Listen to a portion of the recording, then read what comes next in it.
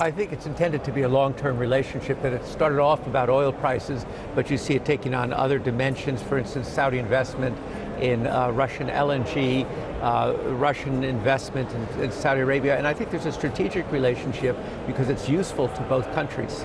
Well, Steve has been talking quite a bit about the discomfort that he was feeling from these energy ministers over the last 24 hours or so. They didn't seem to see this coming. These waivers that the United States has decided to give certain countries off the back of Iran sanctions. Yeah. I think that that there was an unrealistic expectation. You heard from Washington, zero exports, but it was not going to be zero exports because India and all these other countries said, we're not going to zero. I was in India a couple of weeks ago. They said, we're not going to zero. It's clearly going to be a compromise, and you had to show significant reduction to get an exemption, and these countries all did, and they worked it out to finesse.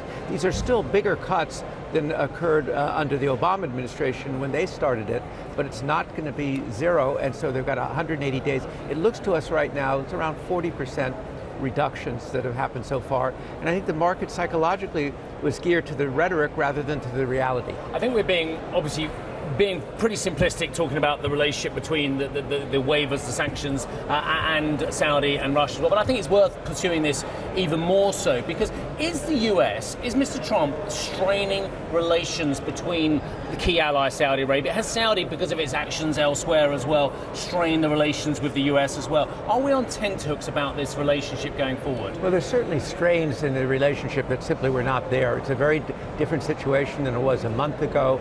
I think the Congress will be coming back. We're going to hear more about it. And of course, Turkey has been drip, drip, drip in the way that they have released information.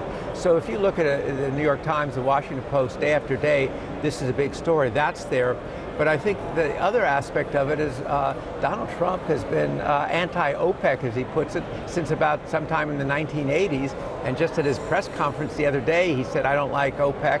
And so there's a concern about what kind of legislation may happen. So that's all out there, too. So there are definitely stresses in what was a simpler relationship. So I asked the Saudi oil minister yesterday about this Wall Street Journal story. And I know the journalist who wrote it, and I spoke to her as well, and she's an excellent journalist, and she has some excellent sources about this post-OPEC Saudi policy potentially, i.e. it's a think tank, but is it actually permeating to energy officials' thinking longer term? For all kinds of reasons. One, has OPEC outlived its use? Two, to avoid NOPEC legislation in the United States. Well, certainly NOPEC legislation is something that's a very big concern. It's recurrent. Always before, you had presidents who wouldn't sign it.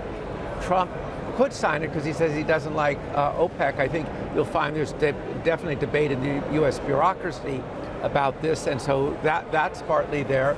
So that's a factor. I think the paper will see, I think it was also sort of asking if there hadn't been an OPEC, what would happen. It was kind of an exploration, and it is a different world now, and you had it in the numbers that you had before.